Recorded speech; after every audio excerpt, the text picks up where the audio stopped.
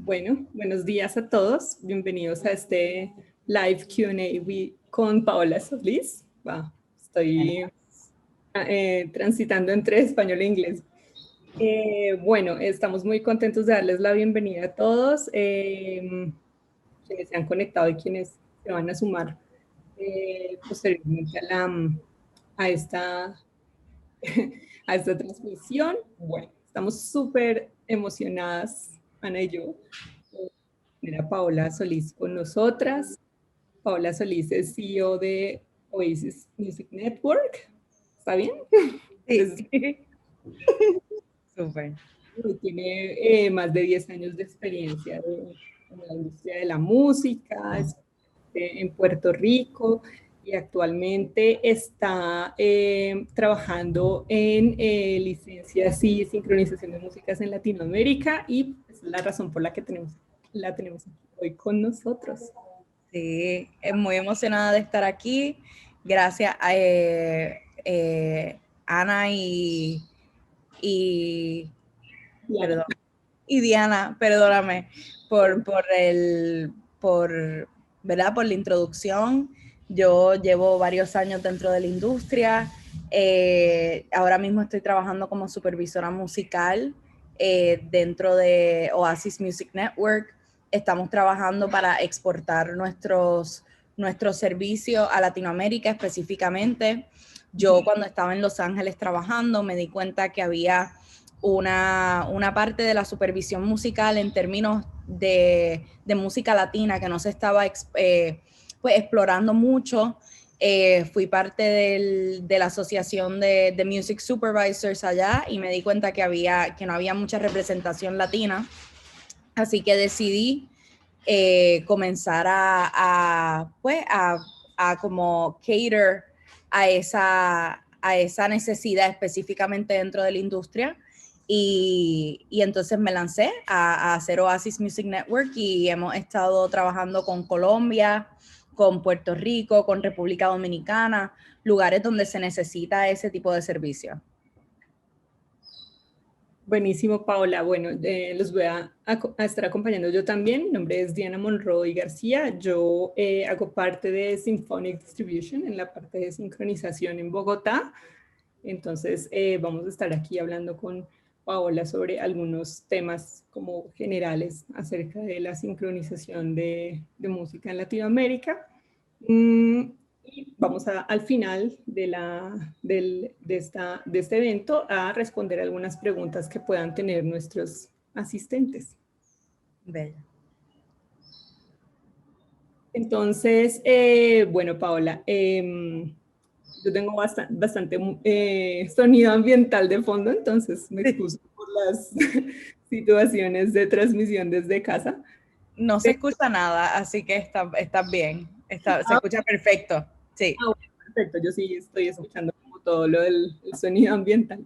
Entonces, para empezar, Paola, ¿por qué no nos cuentas un poquito cómo ha sido como tu trayectoria hasta llegar, cómo te interesaste con el tema de la sincronización? Ya nos comentaste un poquito que veías que había como una falta de, algo así, como una falta de trabajo como Latino, sí. concreto en el área de Latinoamérica en los servicios de sincronización. Entonces, ¿qué más nos puedes contar? ¿Cómo llegaste a este tema?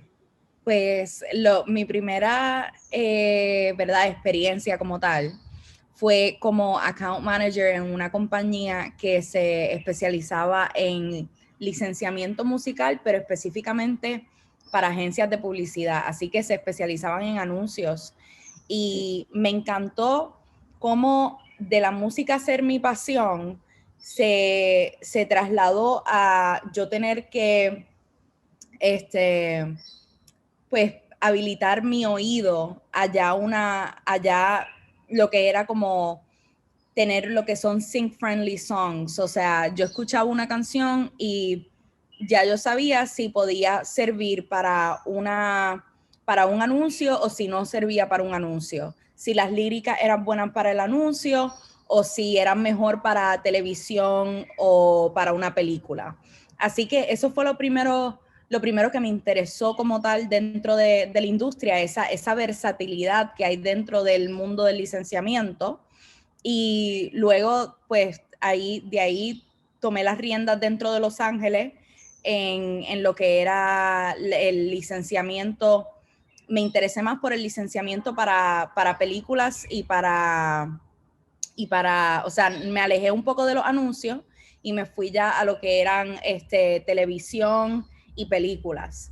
Así que pues fui como cambiando un poco de música y de interés dentro del licenciamiento, pero lo más que me encantó fue esa versatilidad desde el principio. Buenísimo, Paola. Y entonces, en este momento que estás como totalmente dentro de todas las actividades de supervisión musical, cuéntanos un poquito cuáles son las actividades que tú desarrollas, cómo estás viendo y si nos puedes, por ejemplo, hacer una suerte de comparación entre esas, si hay alguna diferencia, por ejemplo, entre esas actividades cuando las desarrollabas en la industria en Estados Unidos y cómo ha ido, si ha tenido eso algún cambio con respecto a lo que has visto en Latinoamérica. Sí, pues hay mucho cambio yo diría, de metadata. Yo siempre le digo a todo el mundo cuando estoy en este tipo de conferencias que la metadata es lo más importante. ¿Y qué es la metadata? La metadata es toda esa información respecto a los derechos de autor que tiene que ver con la canción, con algún arte en específico. Por ejemplo, aquí Diana y yo hacemos una canción y decidimos que va a ser 50-50 la parte del publishing, por ejemplo, y que la parte del writer's share, de como tal la composición, a lo mejor va a ser 75-25. Y entonces todo eso tiene que ir o sea, lo tenemos que mantener siempre en cuenta para cuando luego se vayan a registrar esas canciones. Así que por eso es que la metadata es tan importante, tanto para ese comienzo como para luego cuando se van a licenciar las canciones en televisión, en anuncios, en lo que sea. Se necesita tener esa información. Nosotros los supervisores musicales necesitamos esa información para poder pagar de manera correcta. Si no tenemos esa información, no vamos a poder pagar de la manera que se supone. Así que yo siempre digo que la metadata siempre tiene que estar lo más correcta posible y siempre se tiene que tener a la mano cuando te lleguen estos requests de que alguien quisiera utilizar su canción en un medio audiovisual. Y yo creo que en Latinoamérica todavía en ambas industrias realmente las personas no hay un estándar, porque ahora mismo dentro de la industria no hay un estándar de lo que sería una metadata correcta y completa, ¿no?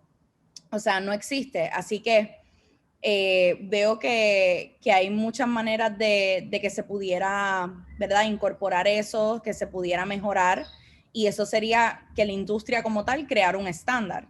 Pero me parece que dentro de la industria latina, compositores no están tan adiestrados en la metadata, y por ejemplo ocurre mucho dentro del mundo del reggaetón y del mundo del hip hop, que por ejemplo están en el estudio 10 personas y cómo es que al final de que se termine esa canción se van a dividir esa canción. O sea, así que si todo el mundo va a tener 10%, si alguien va a tener 30%, si otra persona va a tener 70%. Así que todas esas cosas se tienen que mantener en mente, y ya hoy día hay aplicaciones que te dejan tú como tal hacer el split sheet y hacer la metadata ya desde de una. Así que yo creo que todas esas herramientas se pudieran incorporar un poquito mejor dentro de la industria latina para que se pueda, ¿verdad?, tener todo listo cuando llegue el punto de que un supervisor musical quiera utilizar una canción. Sí, muy completa tu respuesta, Paola. Definitivamente una de las labores como más gruesas de los supervisores musicales es precisamente esta revisión, todos los derechos, y por eso Paola hace tanto énfasis en el tema de tener muy claro los metadatos de los archivos de las canciones, cómo están divididas estas cuestiones de propiedad intelectual de la Sí. piel.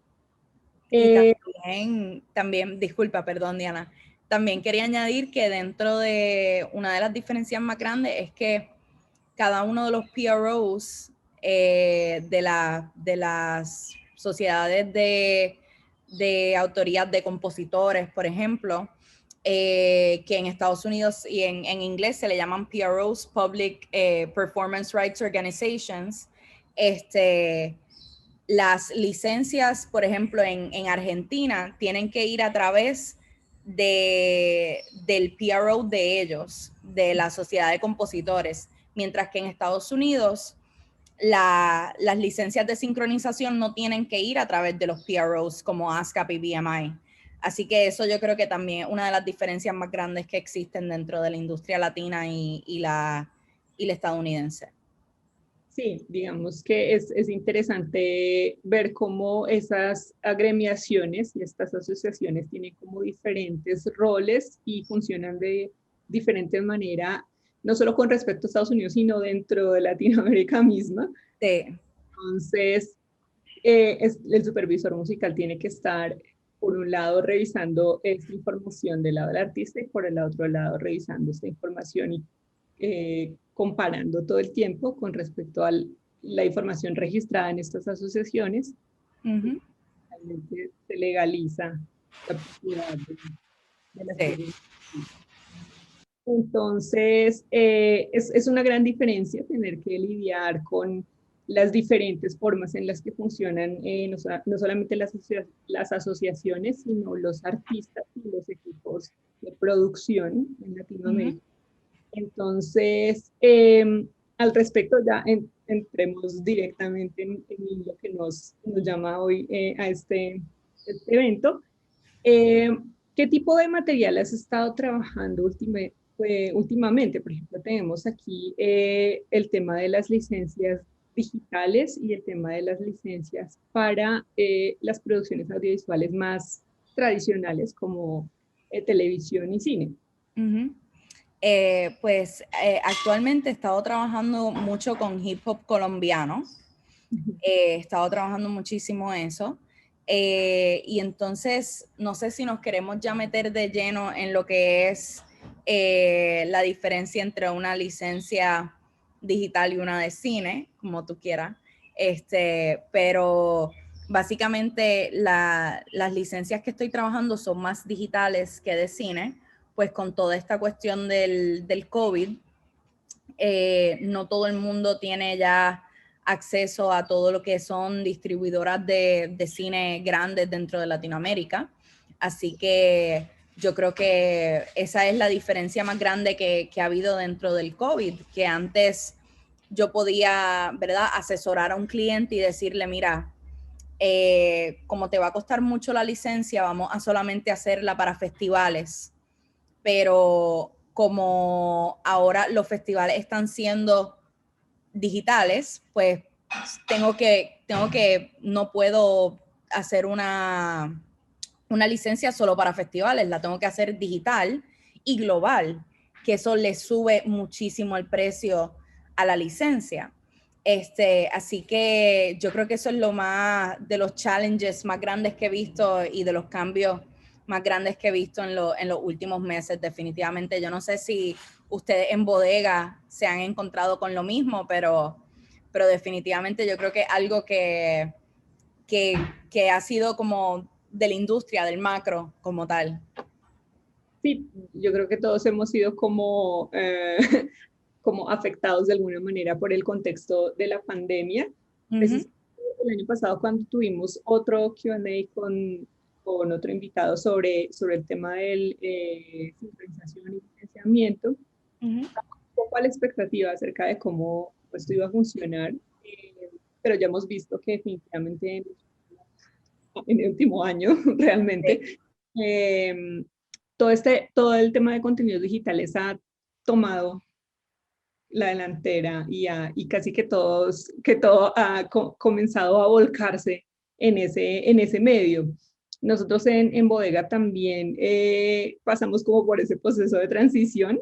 Estábamos muy como hasta febrero trabajando como con nuestros contenidos usuales, sobre todo Bodega trabaja mucho con televisión particularmente, y de allí para este momento hemos incursionado como en otro tipo de contenidos. Por ejemplo, publicidad se volvió un componente muy fuerte de nuestro trabajo en el último año, y otro tipo de contenidos que se llaman como contenidos de marca, que son, por ejemplo, no sé, diferentes marcas, compañías que deciden hacer contenido específico para sus redes sociales y para otros medios en Internet, eh, para el cual requieren música, y es como un ámbito que ha sido como novedoso, seguramente existía antes, pero que ha tomado mucha fuerza en este momento. Entonces también lo hemos sentido bastante. Sí, sí, sí, me imagino. Definitivamente para mí lo más challenging ha sido esa parte de asesoría a los clientes por el costo de las licencias. Yo creo que eso ha sido de las destrezas un poquito más difíciles del trabajo. Sí, Sí, totalmente. Entonces, si quieres, ahora sí hablemos de la diferencia, ya que estamos hablando de costos, cómo sí. funcionan esas diferencias entre los diferentes tipos de licencias que se necesitan para esos contenidos tan variados que se han diversificado además en el Sí, último año.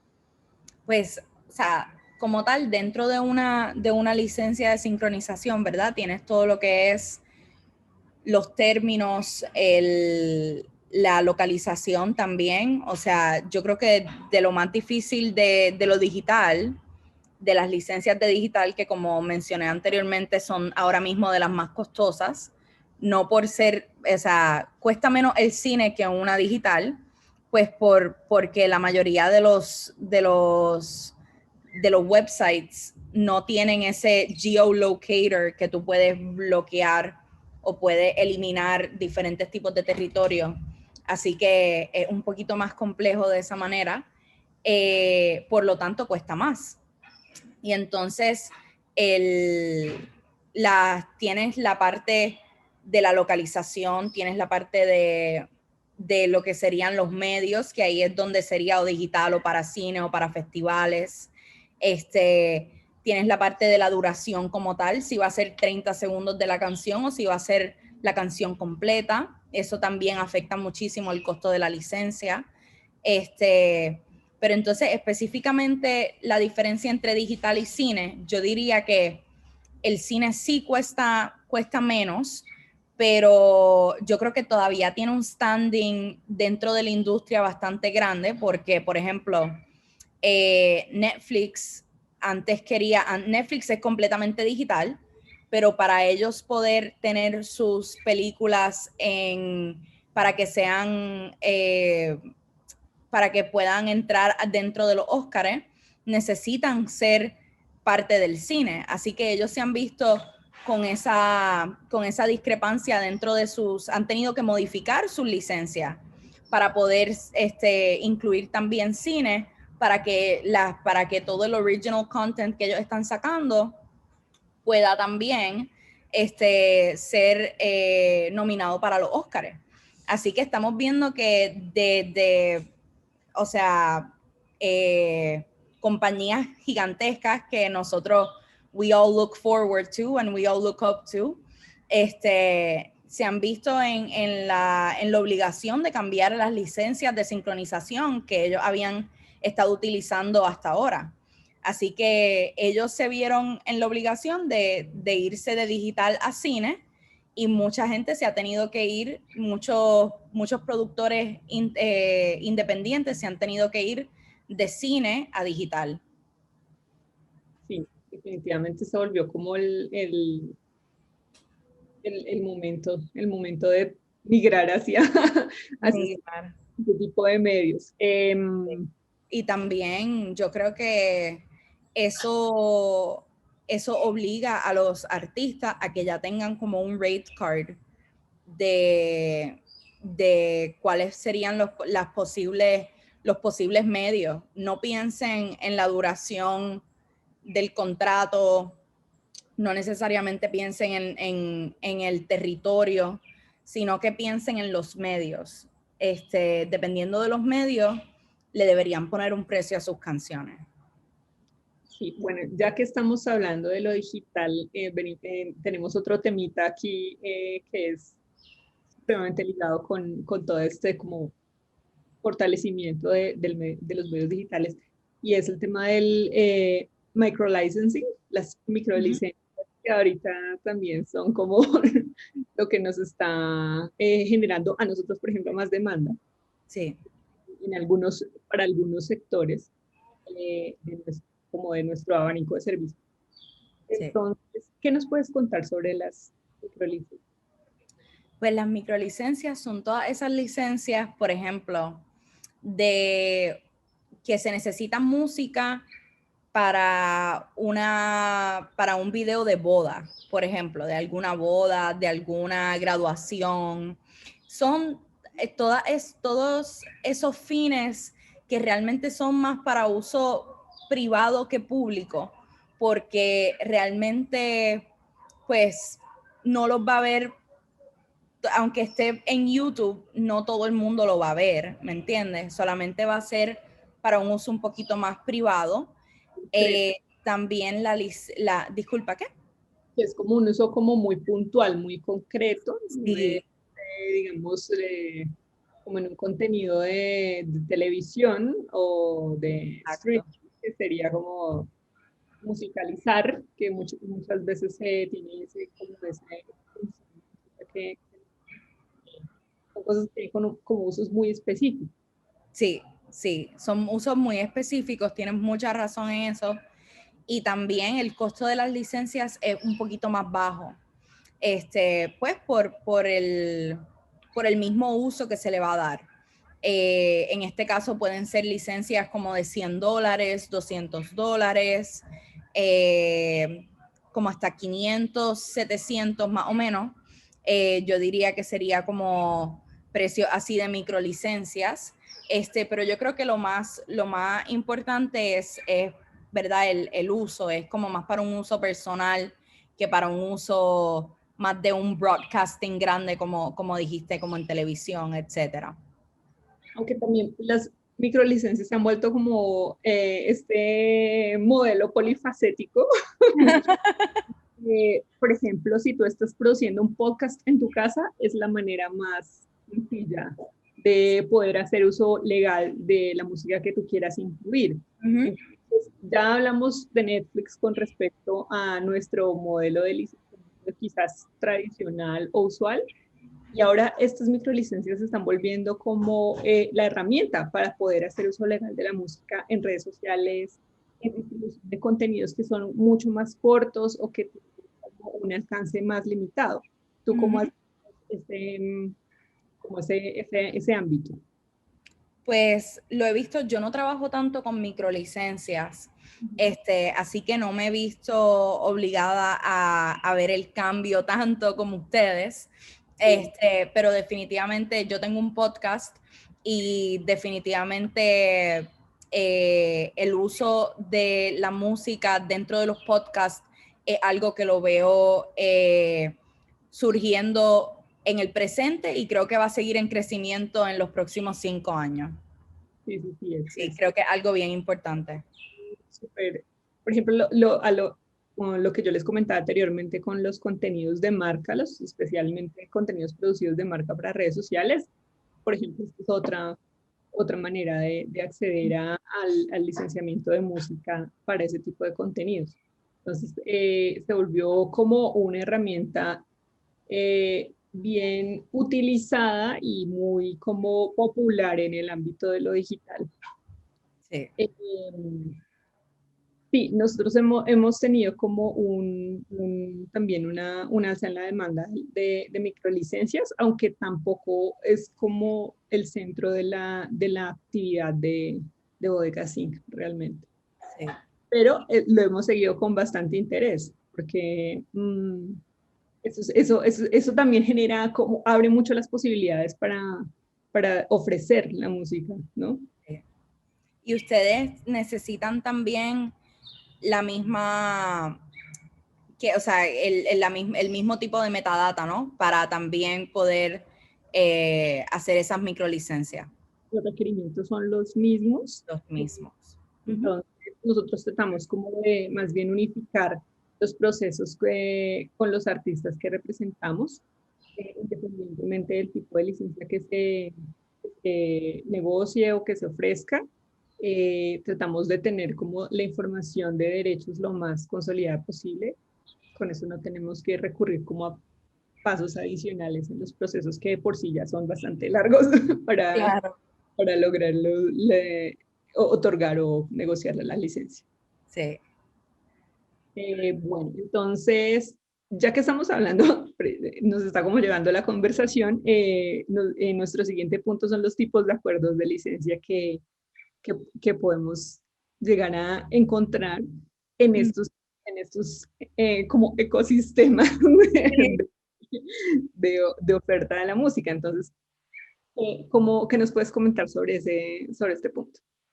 Pues básicamente dentro de la industria de la música siempre va a haber la batalla entre lo exclusivo y lo no exclusivo, siempre.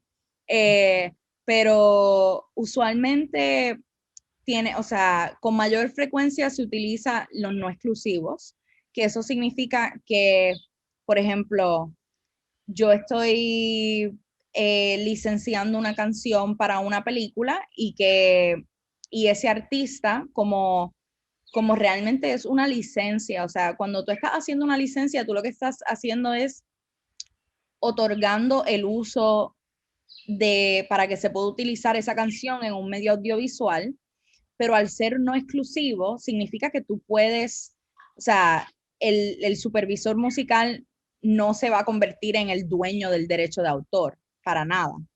Así, exacto.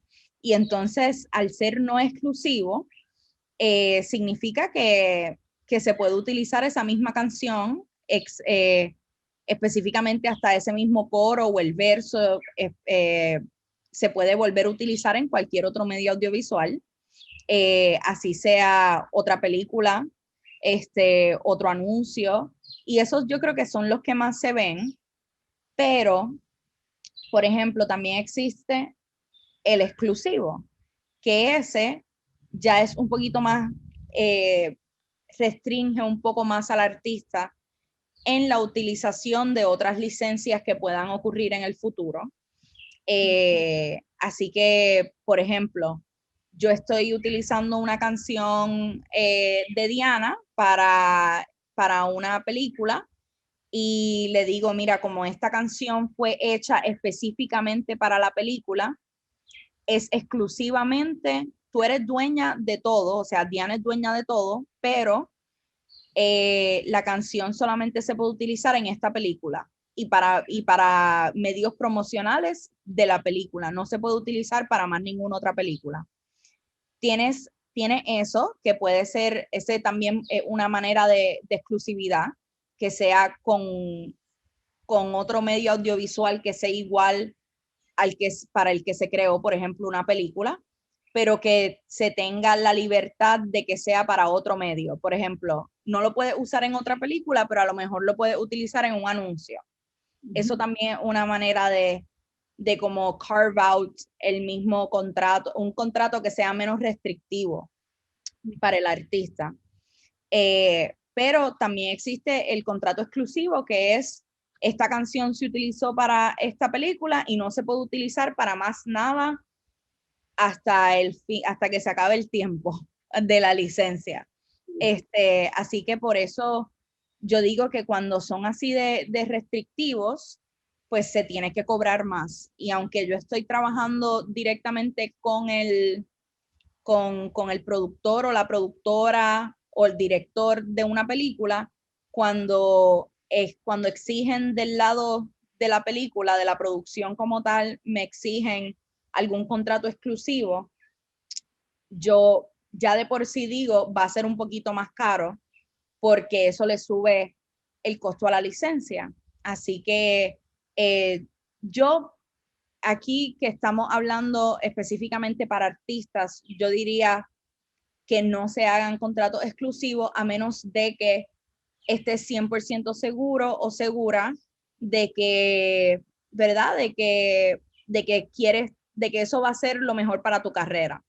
Si es una película de Disney que te lo piden y tú dices, mira, es solamente una canción, pues ya ahí tú balanceas un poquito pues el exposure, el costo, pero si va a ser algo, un proyecto un poquito más pequeño y te piden exclusividad, pues yo creo que también se tiene que poner en una balanza realmente cuánto es que se le va a sacar de promoción a esa película. Es verdad, es bastante, digamos que reduce mucho las posibilidades de oferta del Sí. material del que se disponga. Uh-huh. Y digamos que eso también va un poco en las habilidades de negociación que tenga como cada Claro. parte involucrada en Uh-huh. este tipo de deals. Sí. Entonces, nosotros también manejamos otro ámbito de la exclusividad, porque como representamos artistas, entonces también tenemos en nuestros acuerdos artistas que, por ejemplo, solo pueden ofrecer su música para licenciamiento a través de bodega, ese es un artista exclusivo, Uh-huh. y artistas que pueden utilizar diferentes agentes para negociar sus licencias y sus contenidos en diferentes medios. Ese es otro tipo de exclusividad que nosotros manejamos, o sea, no la exclusividad de uso, sino la exclusividad con respecto a la representación del artista. Eso también existe. Sí. Y, en estos casos resulta como muy interesante la demanda por esa exclusividad, ¿no? Todos quieren tener, digamos, como el acceso preferencial a Sí. cierto tipo de material. Entonces es algo que también hay que tener en cuenta cuando se tiene como objetivo trabajar como en el campo del licenciamiento. Es algo Claro. que es normal que salga en una negociación. Sí. Entonces, bueno, ya cubierta esta parte, nos queda como vamos a hacer como una vuelta al tema con el que iniciamos, eh, con esos requerimientos que les pedimos a los artistas para lograr llegar a esta etapa de lograr sacar satisfactoriamente una licencia de un material. Uh-huh. Inicialmente hablamos de la metadata, pero ¿qué otros requerimientos debemos tener en cuenta? Pues yo diría siempre tener los instrumentales. Para mí eso es de las cosas más importantes. Y más cuando se trata de anuncios en general, tanto para social media como para televisión, un anuncio que va a ser broadcaster en televisión. La parte instrumental es bien importante porque te quita esa barrera del lenguaje. Por ejemplo, si alguien está buscando, alguien de Estados Unidos está buscando una canción de salsa o de reggaetón, que ahora mismo son, o sea, todo el mundo de la industria latina se está abriendo sus puertas, o sea, ya las tenía abiertas desde hace muchos años, pero ahora mismo lo vemos más incorporado en los top 40s, y más constantemente ¿verdad? Sharding de tal manera que lo abre al mundo anglosajón como tal. Así que el tener los instrumentales puede abrirte muchas puertas porque le quita de nuevo, le quita esa barrera del lenguaje y que se puede utilizar en un anuncio cualquiera. También dentro de lo que es la industria anglosajona, pero dentro de televisión y de películas, yo diría que es bien importante tener los WAV files, lo mejor que puedas tener de resolución, tenerlos todos organizados y ready para si te llega algún request, poderlo enviar de manera rápida. Yo sé que a veces un poquito me ha pasado que se pelean con el productor y no tienen los WAV files y entonces cuando yo los necesito no se pueden obtener, solamente hay un MP3. Así que siempre antes de salir del estudio, saca los WAV files, saca los stems, que son también bien importantes, y saca los instrumentales para que ya los puedas tener y que eso y la metadata, ya ahí tienes todo para ganar dentro de la industria de la música en términos de sincronización. Así que yo diría que esas son las cosas más importantes. Sí, sí, sí, sí. Totalmente. Hay otro elemento importantísimo y es los clean edits. También. Cuando trabajamos con hip hop, rap, etcétera, que se necesita tener como las versiones editadas para no incluir blasfemias, insultos y otro tipo de cosas que pueden convertirse en contenido sensible, sobre todo cuando se va a utilizar en televisión. Sí.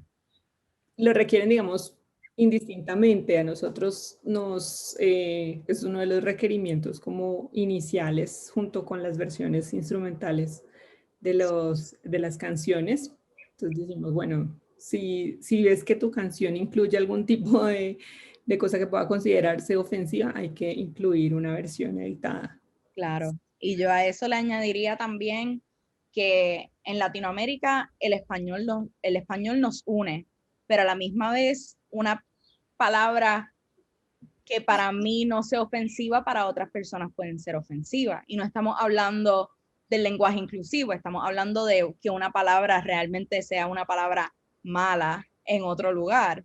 Así que si quieres escribir canciones específicamente para sincronización, tienes que mantener esa barrera de las culturas en mente y saber que si una palabra significa algo en tu país, puede significar algo ofensivo en otro país. Así que siempre mantenerlo en cuenta es bueno y te puede sacar de apuros de vez en cuando. Sí, sí, totalmente. Sí. Nosotros tuvimos un caso hace poco con, con unas licencias en España que nos representaron como hacer como una depuración de unas letras porque habían, sí, palabritas que quedan como... "Oh". Qué interesante. Suena Sí, súper interesante. sí, sí, es en español. Sí. Es bastante fácil que ocurra que tengamos esos casos. Em, Y entonces, digamos, para redondear un poco esta idea de los requerimientos, es principalmente, en mi opinión, es como si tú eres un artista, que tengas como absoluta claridad de lo que tu música debe contener, no en términos como creativos, sino como ya en los términos más de trámites, si lo queremos ver de esa manera. Entonces, por un lado, el tema de los derechos, tenerlo, digamos, claro, tenerlo incluido en los metadatos.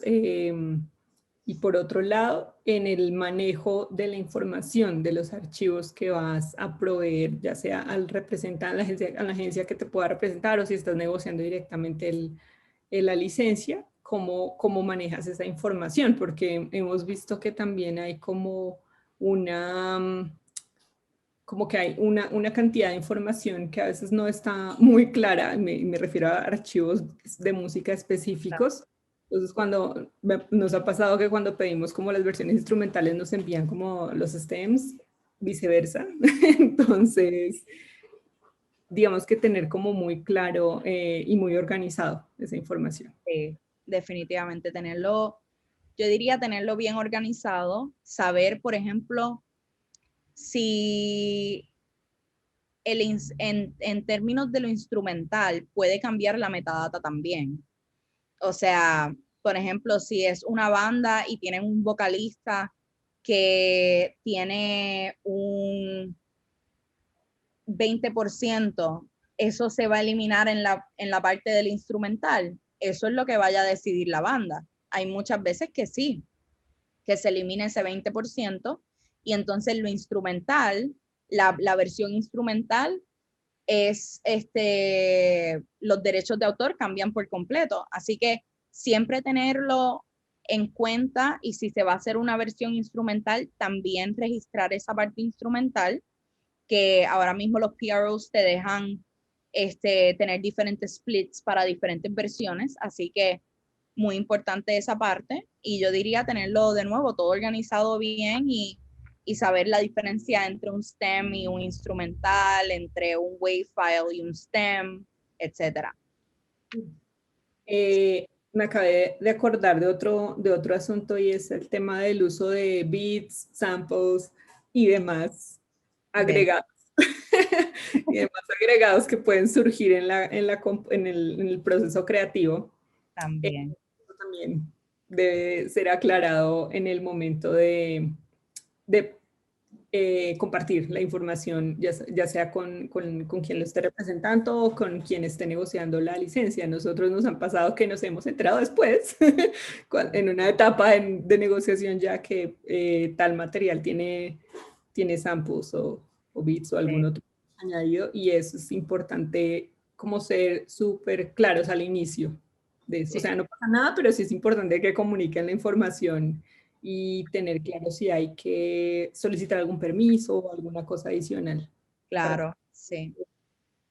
Sí, se tiene que tener mucho cuidado con estos websites que te dejan utilizar, que te dejan comprar un sample, o sea, un beat ya creado, ¿verdad? Previamente, porque cuando lo vas a comprar, si estás pensando sincronizar esta canción, si no estás pensando sincronizarla, mira, compra el beat, haz lo que tú quieras, pero si realmente quieres que tu catálogo tenga ese stream de poder ser licenciado fácilmente, en el momento de crear ya debes tener en mente, mira, lo quiero utilizar para sincronización, así que tengo que estar segura o seguro de que la licencia que estoy comprando tenga para sincronización. Y usualmente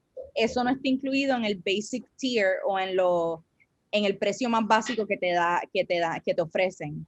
Así que a veces tienes que pagar un poquito más, pero míralo como una inversión.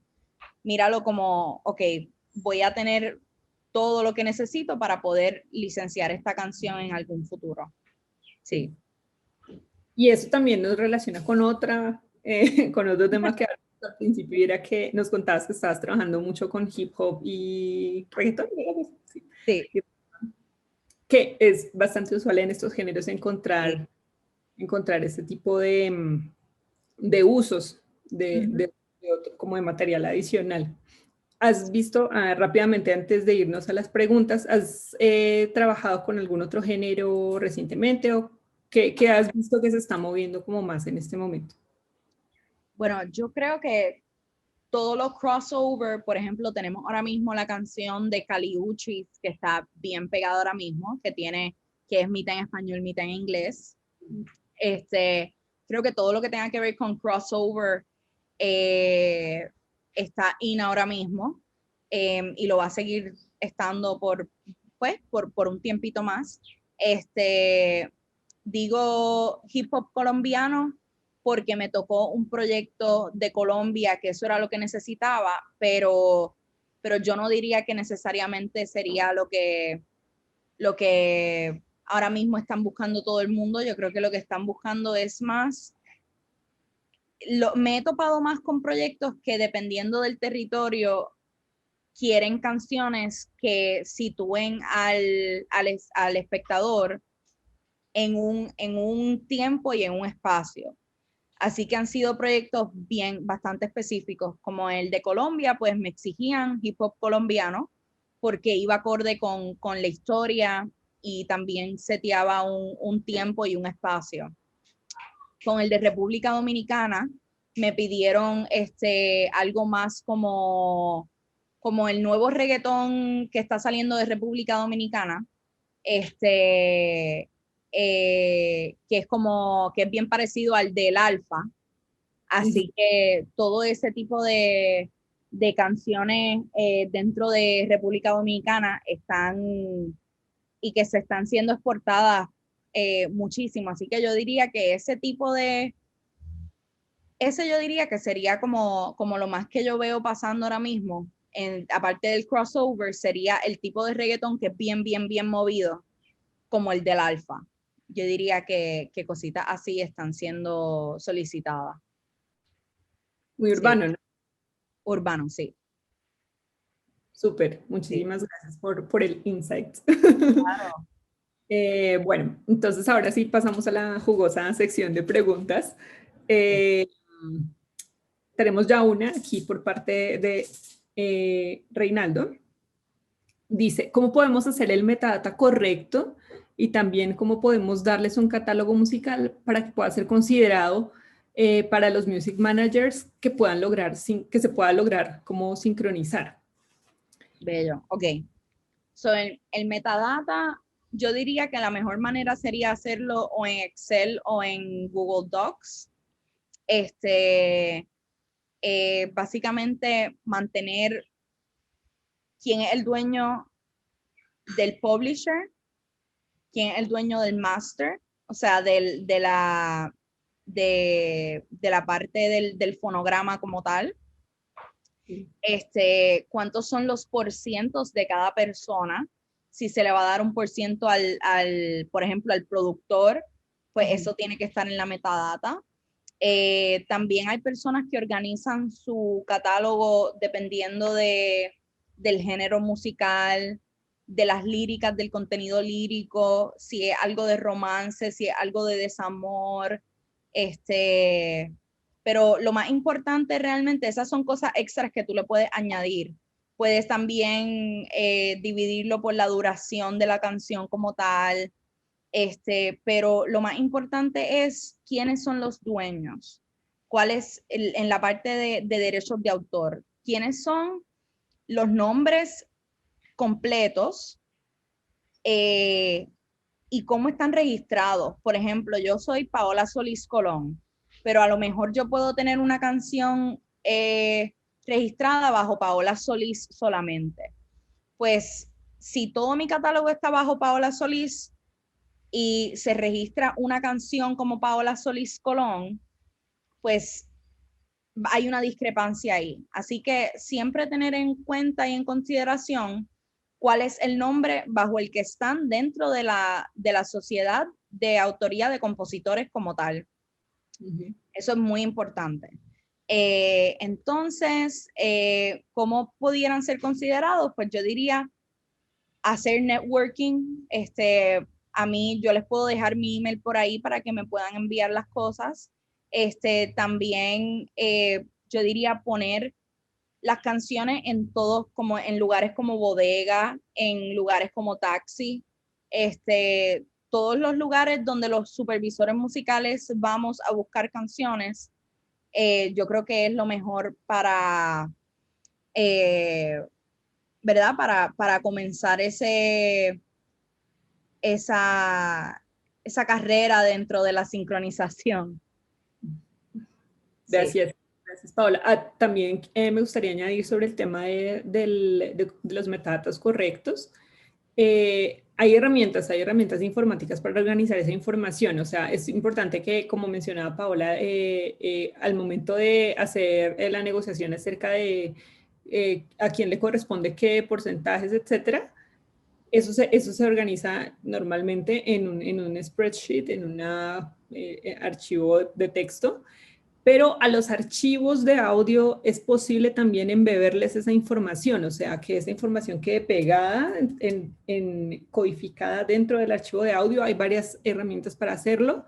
Entonces, pueden hacer esa búsqueda en internet, es bastante sencillo, no requiere como hacer nada muy difícil para que esa información esté pegada en el archivo de audio. Considero yo que eso es importante para, pues para que registrada la propiedad en esos archivos, que a veces uno los distribuye a diestra y siniestra y después no queda como muy clara la propiedad intelectual en los casos de la creación. Esa es como una opción que se puede hacer. Tenemos otra pregunta de Lady, dice ¿qué son los stems? Tengo todos los archivos listos, todos los files listos, pero no entiendo el término. Ok, so perdona. ¿Ustedes me dejan buscar un poquito de agua? Perdón, súper rápido, es que estoy súper ahogada. No, por favor, adelante. Nosotros vamos hablando acá mientras.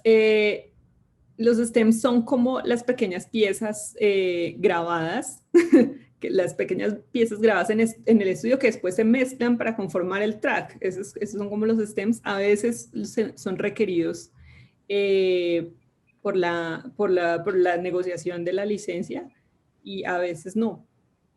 ¿En qué casos crees tú que se utilizan más los stems, Paola? Yo diría que en los anuncios de publicidad se utilizan mucho para que sea más versátil el track como tal. Los stems, como bien dijo Diana, son todos, toda la sesión de estudio desde la primera línea, de todos los instrumentos, todo separado. Y entonces, pues hace que la composición sea un poquito más versátil para cuando se está editando, yo diría.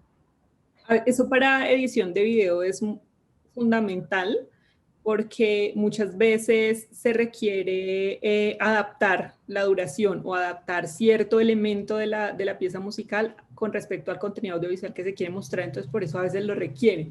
Uh-huh. Bueno, la siguiente pregunta es de Cristian, dice, ¿dónde se hace la inscripción de esa metadata?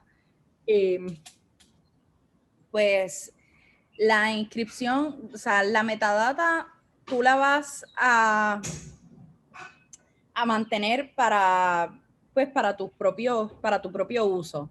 La inscripción como tal viene cuando va a inscribir una canción en el PRO de tu país específicamente, y el PRO sería la Asociación de Compositores de tu país, que te van a pedir toda esa misma información que con la que tú te vas a quedar, que es la metadata.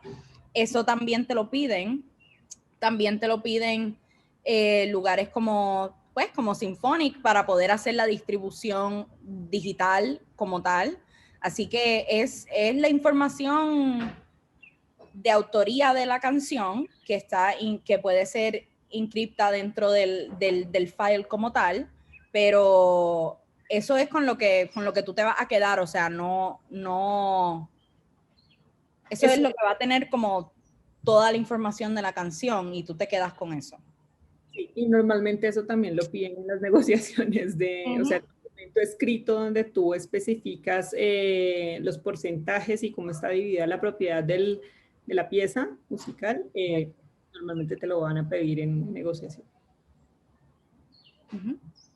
Siguiente pregunta, si es un cover en un arreglo donde tengo una licencia, de pronto Reinaldo nos puedes como explicar un poquito más la pregunta, es acerca de si quieres licenciar un cover, cómo funciona, si funciona diferente, creo que entender que de eso se trata, pero si nos puedes aclarar, muchas gracias. Hay otra pregunta, ¿cuáles son las herramientas para la metadata a los audios? Depende del repositorio donde tú tengas tu música. Algunos repositorios permiten grabar esa información digamos, si tú lo que estás compartiendo es como un link a un lugar, a un repositorio, algunos repositorios permiten tener esa información allí disponible, pero por ejemplo hay otras herramientas que permiten contener esa información dentro del mismo archivo de audio, que era lo que yo estaba hablando anteriormente. Entonces, por ejemplo, si ustedes buscan, hay un programa que se llama, no sé si está permitido mencionar programas, pero lo voy a dejar por el chat. Buscando el nombre de ese programa en internet, es de descarga gratuita, y allí se puede, esa plataforma te permite grabar esa información de la metadata en tu archivo, ya sea MP3, ya sea Wave, ya sea AVE, cualquier extensión de archivo que tú utilices, ahí lo puedes hacer y puedes buscar ahí, es bastante fácil de utilizar. Volviendo a la pregunta, sí, es correcto. ¿Cómo se puede licenciar un cover? Es la pregunta. ¿Cómo se puede licenciar un cover? Que ya tú tengas hecho, ¿verdad? O sea, un cover de ellos mismos. Ok. Pues ahí ya es un poquito más difícil, porque como tal, la composición está, o sea, it's owned by someone else. Así que el publishing yo como supervisora musical tendría que, en vez de ir a donde ti para el publishing, tengo que ir al publishing directo de, por ejemplo, si hiciste un cover de I Wanna Hold Your Hand de The Beatles, pues tengo que ir al publisher de The Beatles específicamente, y entonces obtener de la parte del publishing, pero entonces de la parte del master, ahí sí puedo ir a donde ti, porque tú eres el dueño del master, pero no eres dueño del publishing. Así que en términos de precios, yo a ti solamente te pagaría por el uso del master específicamente. Pero es igual a como haría una licencia, pero en vez de ir al publishing tuyo, yo voy al publishing de quien realmente es el autor, que fueron los originales. Es decir, que hay dos negociaciones, la del máster y la del publishing. Sí. A veces, por ejemplo, cuando estamos trabajando con covers, pues todo fluye muy bien con la negociación del máster, y la negociación del publishing se dificulta un poco más. Entonces, siempre el publishing, siempre. Bueno, y pregunta sobre esa misma cuestión, Reinaldo, ¿qué pasa si es el dueño de un arreglo nuevo sobre ese cover? Pues ahí la parte, tú te quedas con un writer's share, pero de todas maneras los writers son esas personas originales. Así que o sea, se divide entre más personas, exacto, se divide entre más personas. Necesitas, antes de hacer un cover, de todas maneras también necesitas ese approval del publishing si vas a hacer un arreglo nuevo. Y entonces, igual el master, de la parte del master, tú vas a ser el dueño. Sí. Muchas gracias, Paola. ¿Tiene alguna otra pregunta? Ahí empezamos con el último llamado de preguntas. Entonces, sí, Carlos, tiene una última pregunta. Si yo hago un remix de una canción, ¿dónde debo ir para que me permitan la licencia? No sé si el cover y el remix tienen como el mismo tratamiento. Yo creo que esto es una pregunta un poquito más para algún abogado. Yo no quiero decir información incorrecta, así que pues me reservo los comentarios sobre esta pregunta, pero tengo entendido que si es un remix de una canción y está utilizando el mismo master original, pues tú serías dueño del remix, pero realmente si yo como supervisora musical voy a licenciar esa canción, tengo que hay dos masters en juego en el momento. Sí, y entonces el publishing es lo mismo que la pregunta anterior. El publishing no sería tuyo, sería de la persona, del dueño principal. Yo añadiría que cabe la posibilidad en el caso de los remixes que incluso se divida digamos, el porcentaje del máster entre incluso más. Sí, exacto. Una posibilidad para contemplar con los remixes.